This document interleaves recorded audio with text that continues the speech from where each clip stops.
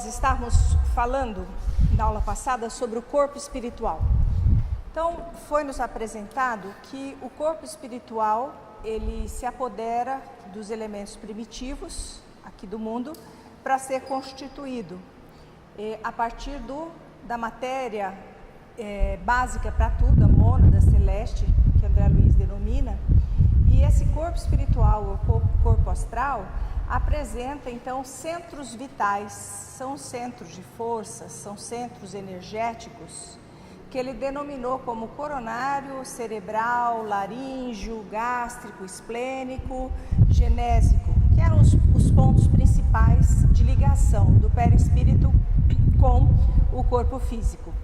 Então, André Luiz também falou na aula passada do corpo mental, que é o que rege a formação do corpo espiritual e, consequentemente, a formação do corpo físico. Hoje, nós vamos falar da estrutura mental das células. E a gente observou que, na descrição deste capítulo, o que mais chama atenção é a importância da mente na constituição desse perispírito, que o indivíduo acaba, vamos dizer assim, vivendo no inferno ou no paraíso, que nós já sabemos que não são lugares específicos, mas um estado de alma, de acordo com aquilo que ele cria com a mente enquanto está no mundo encarnado. Então a mente tem um papel fundamental no desfecho da nossa evolução. E hoje então a gente começa o tópico como estrutura mental da célula. É importante considerar, todavia, que nós, os desencarnados, na esfera que nos é própria, estudamos presentemente a estrutura mental das células, de modo a iniciarmos-nos em aprendizado superior, com mais amplitude de conhecimento acerca dos fluidos que nos integram o clima de manifestação, todos eles de origem mental e todos entretecidos na essência da matéria-prima, ou hausto corpuscular de Deus, de que se compõe a base do universo infinito. Passa para mim.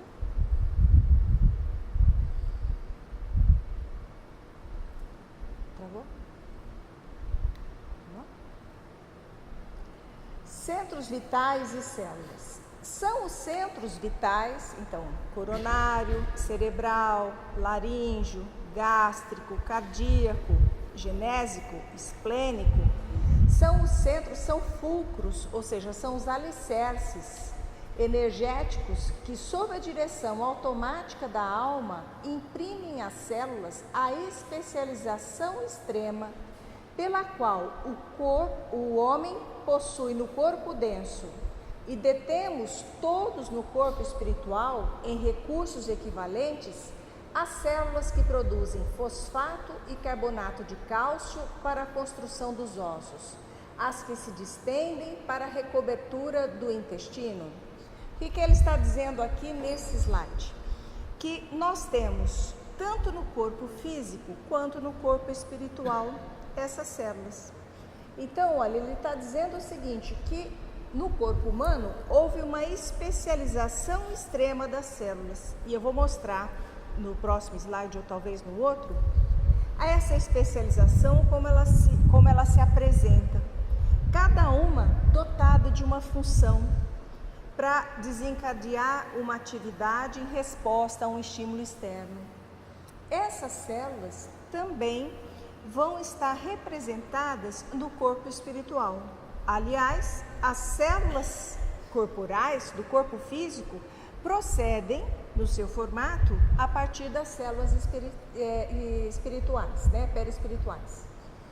As que desempenham complexas funções químicas no fígado, as que transformam em filtros do sangue na intimidade dos rins e outras tantas que se ocupam do fabrico de substâncias indispensáveis à conservação e defesa da vida das glândulas, nos tecidos e nos órgãos que nos constitui o cosmo vivo de manifestação. No próximo slide nós vamos ver isso então. Isso, olha, aqui deste lado nós temos as células renais, vocês estão vendo aqui a estrutura renal. Essas células são bilhões de células que se organizam mantendo esse tipo de configuração. Cada segmento que está representado aqui numa coloração, isso é um segmento e tem bilhões dentro do rim. Cada segmento colorido desse tem uma função específica para filtrar o sangue. Sabe quanto de sangue nós filtramos diariamente?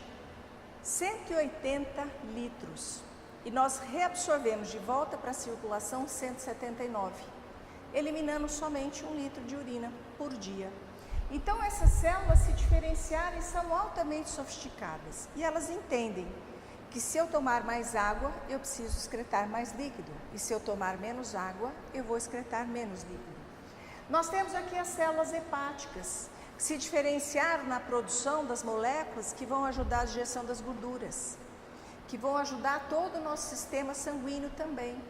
Nós temos as células musculares que se especializaram no coração, por exemplo, em manter contração. Nós temos 1.440 minutos por dia, 70 vezes por minuto elas batem. Se você viver 100 anos, olha o tanto que essas células trabalharam. Ainda a gente tem as células intestinais que recobrem o intestino, que André Luiz fala, com as suas especializações que permite a absorção dos nutrientes que são essenciais à vida. E ainda nós temos as células que vão trabalhar o carbonato de cálcio, que ele cita na formação do osso. Então são células muitas vezes que se originaram daquele embriãozinho que começou com a fusão do espermatozoide, do óvulo, e esse embrião foi se dividindo, e as células, sabe lá por que força, foram se diferenciando biologicamente falando. Mas nós sabemos hoje que essa diferenciação, em termos espirituais, ela é organizada pelo nosso molde, que é o perispírito. E cada uma adapta-se para uma função específica. Ficou claro isso para vocês? Então, o perispírito é que leva essa diferenciação. Embora a ciência ainda não diga isso, que existe um perispírito que vai conduzir isso. Está se estudando, descobrindo por que uma célula se transforma num tipo e um outro segmento se transforma em um outro completamente diferente. Vamos lá? Tá. Elza disse no início do corpo mental das células, né?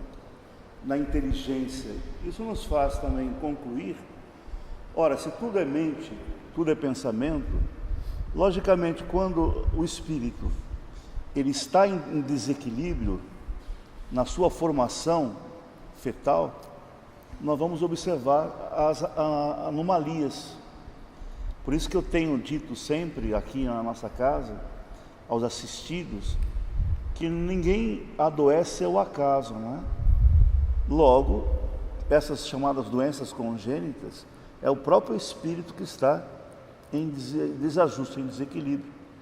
Logicamente, a força que ele emanou através do seu perispírito em dificuldade vai ter não esse funcionamento normal que nós observamos aqui agora. Essas células que obedecem às ordens do espírito, diferenciando-se e adaptando-se às condições por ele criadas, procedem do elemento primitivo, comum, de que todos provimos em laboriosa marcha no decurso de milênios. Bom, esse elemento primitivo, lá dos mares da terra, o que aconteceu? A terra era quente, de repente a terra foi se resfriando, e aí foi possível começar a surgir a vida. E dos elementos dessa crosta que resfriava, começaram então a surgir as primeiras manifestações. Quais são os elementos básicos que todos os seres têm? O carbono, o nitrogênio, o oxigênio, fazem parte da estrutura de todos os seres. Então esses elementos foram se agregando para formar primeiro os aminoácidos, formar consequentemente os aminoácidos, começaram a se reunir para formar as proteínas, que são agrupamentos de aminoácidos bem complexos. E aí, a partir das proteínas, a vida começou a evoluir de uma forma mais rápida. Só que o que é rápido? Decurso de milênios para sair de uma terra que foi criada extremamente quente, uma bola de fogo, que foi se resfriando e à medida que resfriava, criava um vapor que formava uma nuvem, chovia, formava um lago, caía na superfície quente, evaporava, chovia e foi resfriando graças a essa chuva e a condensação da água que evaporava, a gente teve a condição então básica para que a vida surgisse. Bom, desde o seio tépido do oceano, ou seja, das águas mornas, né? Quando as formações protoplasmáticas nos lastrearam as manifestações. Aí eu coloquei uma figura para que vocês pudessem olhar as primeiras formas de vida. São formas bastante estranhas, tá? E o que é essa formação protoplasmática? De acordo com a definição do Wikipedia, que é um site que faz definições muito boas, diz que o protoplasma é a substância primordial dos organismos vivos, capaz de sentir e reagir a estímulos. Então, é a primeira massa que capta o que está acontecendo no ambiente e reage a isso. Não de uma forma precisa, mas de uma forma bem grosseira. Então, tanto quanto a célula individual, a personalizar-se na ameba, ser unicelular que reclama ambiente próprio e nutrição adequada para crescer e se reproduzir. Então, uma das primeiras formas de vida foi a ameba, formado por uma única célula. Nós somos formados por trilhões de células. No entanto, começou com uma, que foi se desenvolvendo, se adaptando àquele meio tépido, àquele meio morno, adquirindo do ambiente os nutrientes necessários para que pudesse se manter e começou a desenvolver as primeiras formas de reprodução, a deixar descendentes para que a vida continuasse se propagando. Bom, garantindo então a sobrevivência da espécie no oceano que respira os bilhões de células que nos servem do veículo de expressão, agora domesticados, na quase totalidade em funções exclusivas, necessitam de substâncias especiais, água, oxigênio e canal de exoneração excretória. Então, a primeira figura que vocês estão vendo aqui é a ameba, ok? Essa é a mais simples, uma célula extremamente simples. Já a figura de baixo representa uma ameba que foi pegando elementos que tem a sua absorvendo elementos lá, metabolizando esses elementos e, consequentemente, excretando. Começam a surgir os primórdios da excreção. Então, os seres unicelulares começaram a não só desenvolver mecanismos de captar os nutrientes, como também de processar e excretar o que não era necessário. Também adquiriram um pouco de motilidade. Se o Gilvan voltar um pouquinho, se vocês perceberem aqui, nesse segmento aqui, esse organismo emite como se fosse um pezinho. Isso é uma forma de se deslocar. Ele vai jogando esse pezinho para frente, esse pseudópodo se desloca e depois ele recolhe. Se desloca, ele rasteja. De uma certa forma, ele está engatinhando para a vida. Ok? Vamos lá? Para se multiplicar no trabalho específico que o espírito lhes traça, encontrando, porém, esse clima que lhe é indispensável na estrutura aquosa de nossa constituição fisiopsicossomática. Nós somos, ao nascer, 70% de líquido, de água. Quando nós envelhecemos, nós perdemos a água. Nós vamos chegar a 60% de água, mas nós somos basicamente água. Tira a água da nossa vida e logo, logo a gente vai habitar a casa do Senhor, né? Então, olha, esse clima que lhes é indispensável na estrutura aquosa de nossa constituição fisiopsicossomática, a expressar-se nos líquidos extracelulares, formado pelo líquido intersticial e pelo plasma sanguíneo. Próxima figura. Isso.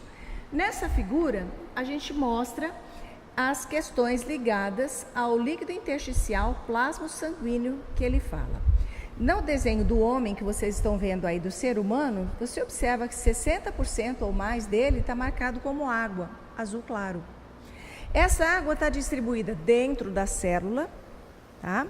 Essa água está distribuída no espaço entre as células, então eu tenho uma célula e um gel que preenche o espaço entre uma e outra. Aqui nós temos água, dentro dessa célula nós temos também E nós temos ductos maiores que levam água para todo o nosso organismo, que são os vasos sanguíneos. Quando nós falamos do líquido dentro da célula, da água dentro da célula, a denominação é líquido intracelular. Quando a água está entre as células, a denominação é líquido intersticial. E quando a água está dentro desses condutos maiores, que são os vasos sanguíneos, nós chamamos de plasma. Quando a gente analisa a composição dos nossos líquidos corporais, é a mesma composição da água do mar. Porque a vida surgiu na água do mar. Então, se você experimenta a água do mar, ela é salgada. Mas se você experimentar a sua lágrima, ela é salgada. Se você experimentar o suor é salgado. Então, os mesmos elementos que eu tenho na água do mar, eu encontro no corpo físico. Eles foram incorporados e exatamente a mesma composição. É muito interessante isso. Então, eles dizem que a água do mar não mata a sede. Por quê? Que é uma água salgada, então nunca se deve beber água do mar. Quanto mais você bebe água do mar, mais você tem sede, mais desidratado você fica, tá certo? Então nós incorporamos esse oceano primitivo dentro dos nossos corpos e nós mantemos isso até hoje. Exteriorização dos centros vitais. Então os centros vitais, será que nós já aprendemos quais são? Coronário, cerebral, laríngeo, cardíaco, gástrico, esplênico, genésico. Esses são centros vitais onde o perispírito está fortemente ligado ao nosso corpo. E aí ele exterioriza campos energéticos. E é isso que André Luiz vai discutir agora. Observando o corpo espiritual ou psicossoma, desse modo, em nossa rápida síntese como veículo eletromagnético, porque André Luiz fala em veículo eletromagnético. Por quê? Na água do mar, nós temos íons. Sódio tem carga positiva, potássio tem carga positiva, cloro tem carga negativa. No nosso corpo, nós incorporamos sódio, o sal de cozinha, o cloreto de sódio, é o sódio positivo com cloro negativo. Nós incorporamos o potássio, o cálcio, que são íons que carregam cargas. Na realidade, o nosso corpo é uma pilha. Então, o nosso corpo perispiritual também tem um veículo eletromagnético, qual o próprio corpo físico vulgar. Reconheceremos facilmente que, como acontece na exteriorização da sensibilidade dos encarnados, operada pelos magnetizadores comuns, os centros vitais a que nos referimos são também exteriorizáveis quando a criatura se encontra no campo da encarnação. Então, nós criamos um campo energético ao redor de nós que gera uma certa luminosidade que algumas denominações religiosas chamam de aura, certo? Que emitem uma coloração específica.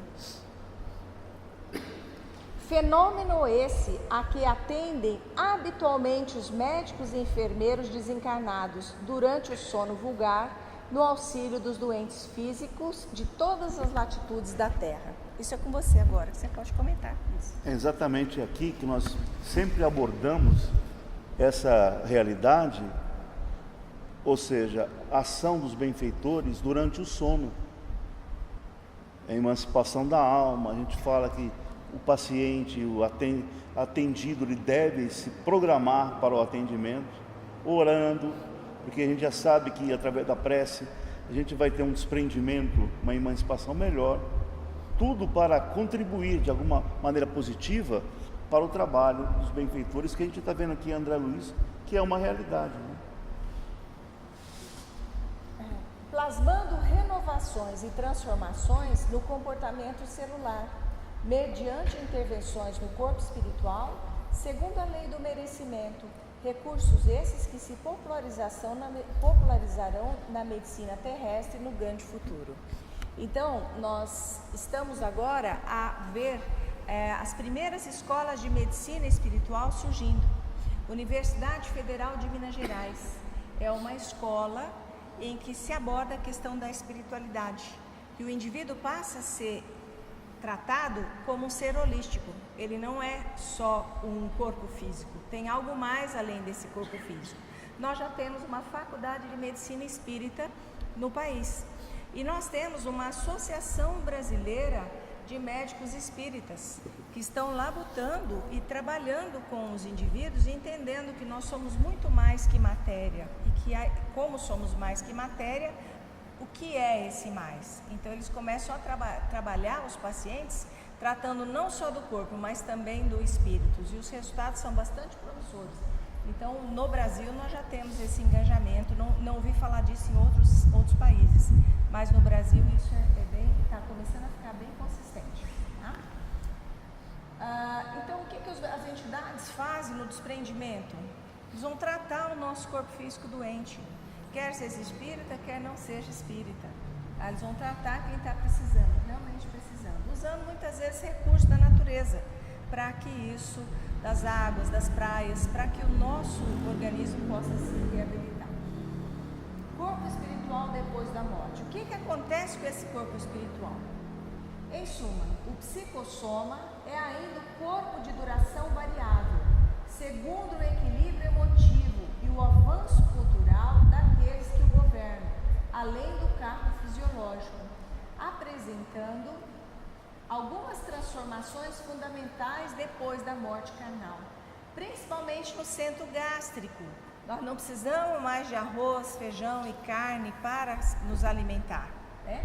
Isso são alimentos ligados ao corpo material, principalmente no centro gástrico, pela diferenciação dos alimentos que se provê, e no centro genésico, quando há sublimação do amor na comunhão das almas que se reúnem no matrimônio divino das próprias forças, gerando novas formas de aperfeiçoamento e progresso para o reino do espírito. Então a sexualidade, o aparelho sexual também se modifica. Esse corpo que evolve e se aproxima nas experiências de ação e reação, que se aprimora nas experiências de ação e reação no plano terrestre e nas regiões espirituais que lhe são fronteiriças, é suscetível de sofrer alterações múltiplas com alicerces na adinamia, ou seja, falta de força física, falta de força moral, tá? O indivíduo mais fraco, o indivíduo mais débil, que tem uma fraqueza maior, mais preguiçoso, talvez, proveniente da nossa queda mental no remorso ou da hiperdinamia, grande atividade muscular, imposta pelos delírios da imaginação. Então, esse corpo espiritual, quando deixa o corpo físico, uma reflexão vai ser feita.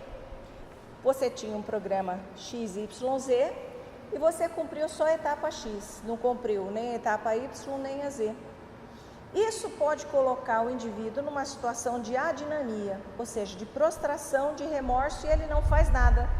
Fica no ó vida, ó dia, e ele fica só lamentando e não tem disposição para o recomeço.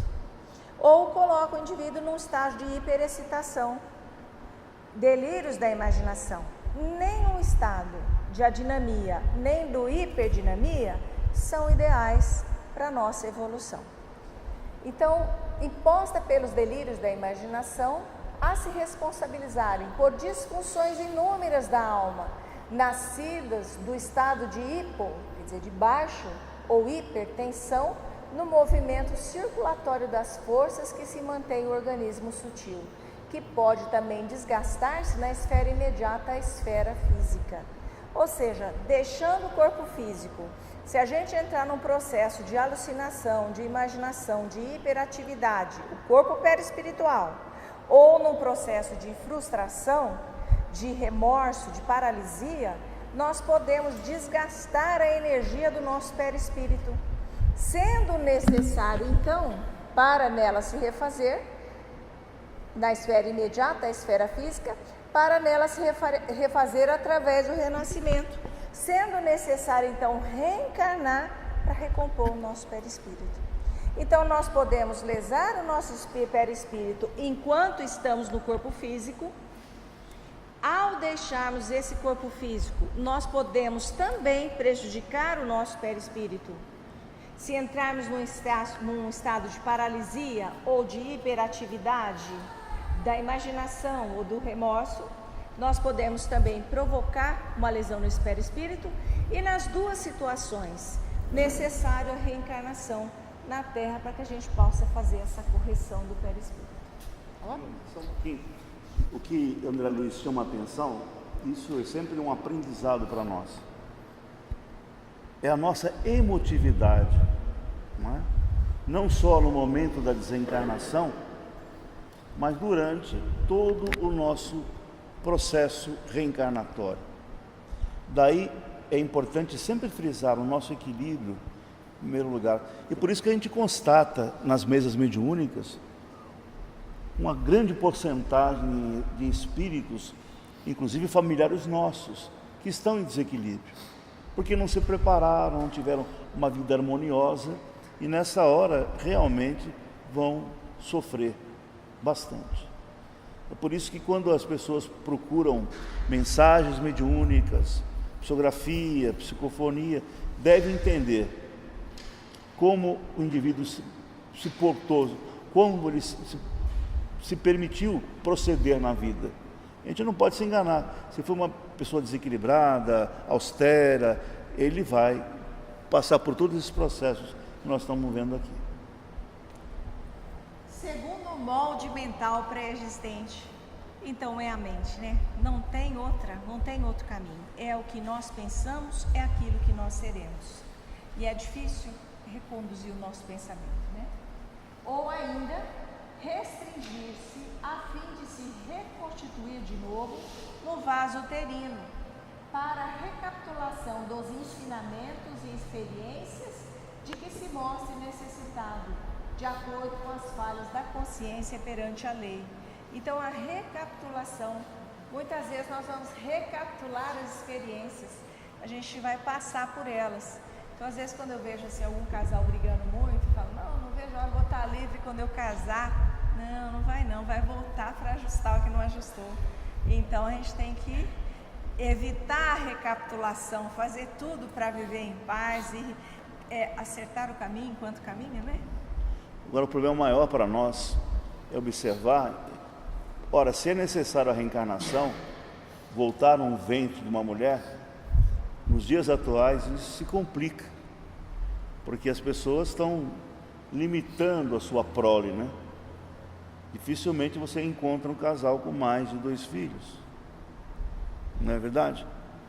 Então, como que vai ser o nosso futuro?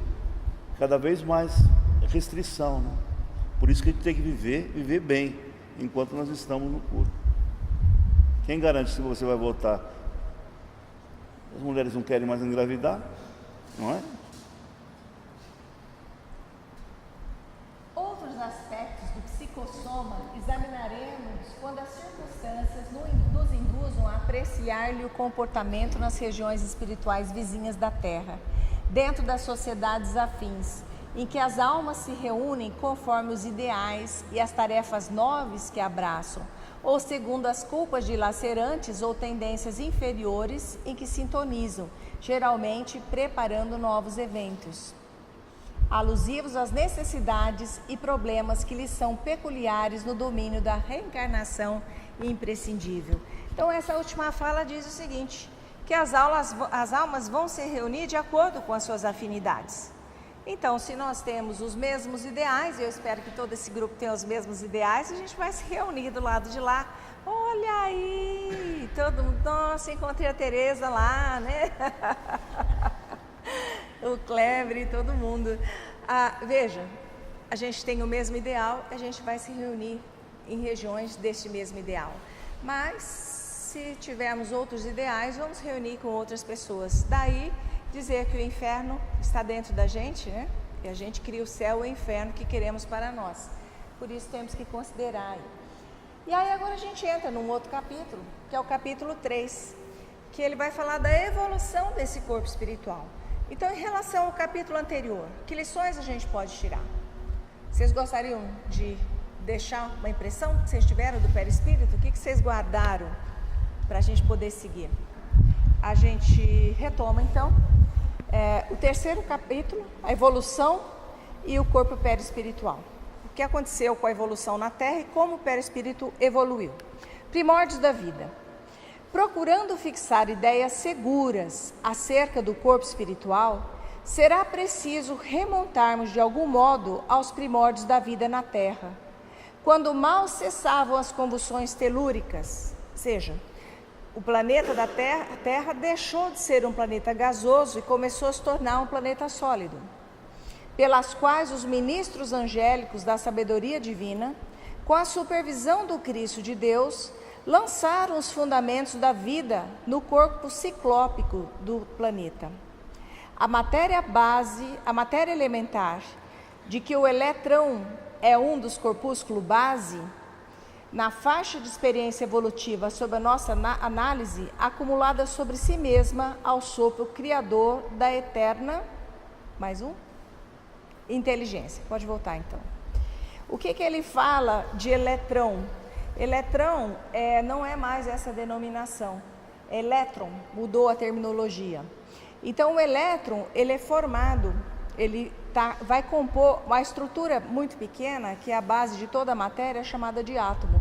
Então vocês estão vendo ali que o átomo é formado por 3 elementos básicos: o nêutron, que é o núcleo central, o próton, que é também parte do núcleo central, e os elétrons, eles ficam girando como se o núcleo, o nêutron e o próton formassem um sol, e os elétrons a órbita dos planetas. Então esse sistema existe dentro do nosso corpo e é a unidade básica da formação da matéria.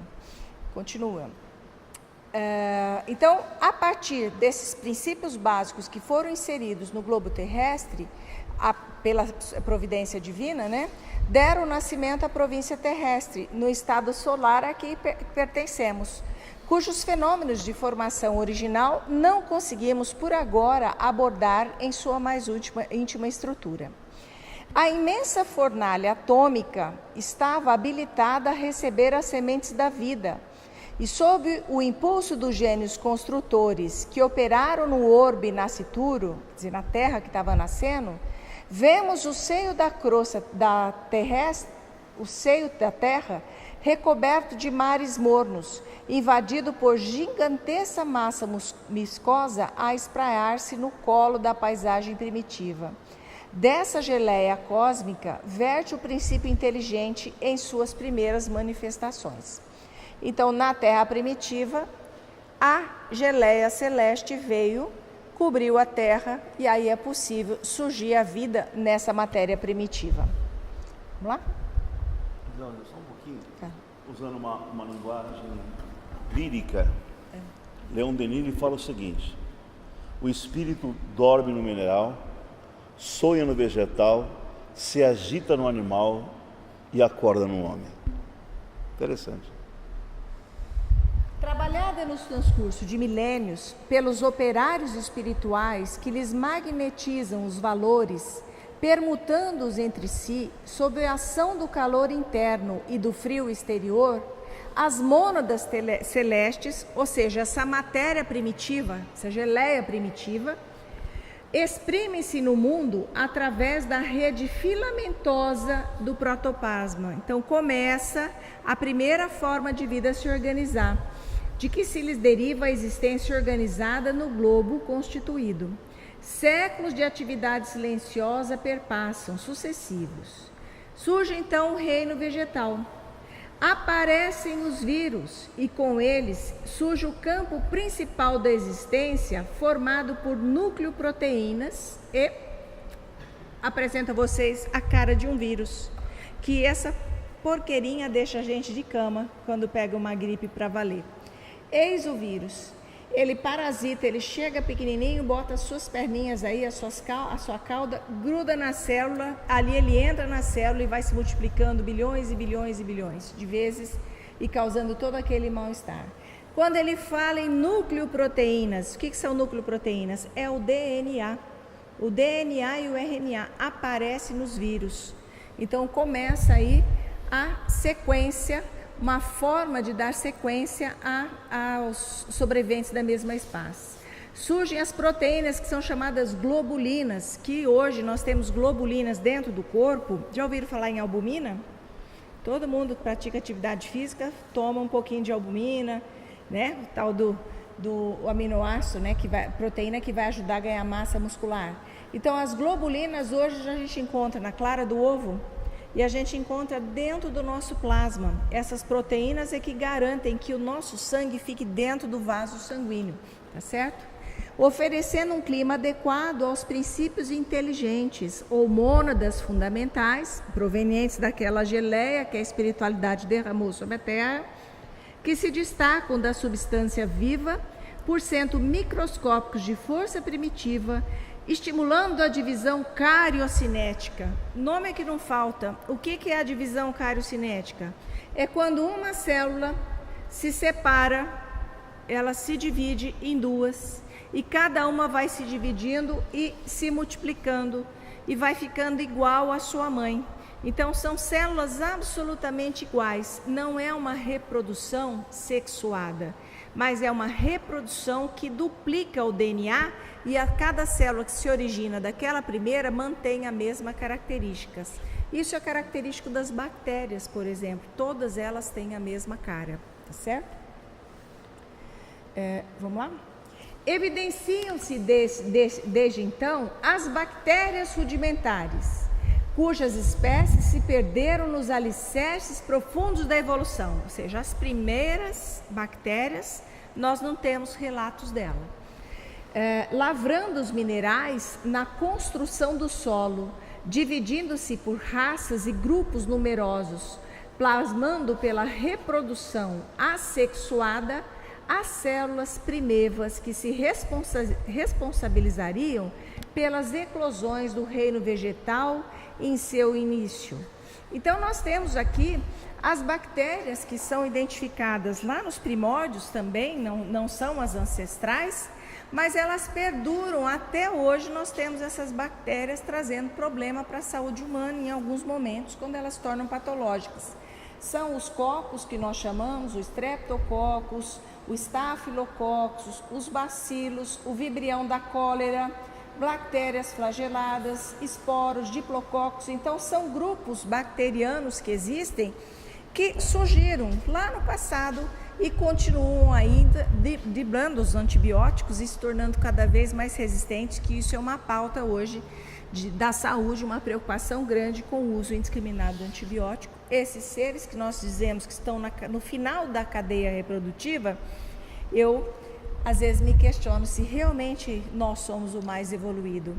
Vocês sabiam que agora os trabalhos dizem que elas descobrem quando você toma um antibiótico de 8 em 8 horas, elas já sabem a hora que vão chegar o antibiótico e elas começam a desenvolver resistência esperando a chegada deles?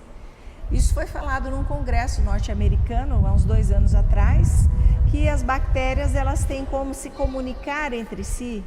Então, nós vamos, acho que no futuro, mudar essa ideia de que nós estamos no topo da cadeia alimentar, porque no final elas é que acabam conosco, de uma forma ou de outra, né? Literalmente, no final elas é que acabam conosco. Que chama a Guerra dos Mundos. No final, são extraterrestres, mas quem ganha a batalha é um vírus, uma bactéria. É uma bactéria, tá? E no fundo é isso mesmo. Vamos parar então? Vamos parar aqui? Marquei para mim, tá? Continuamos na próxima aula.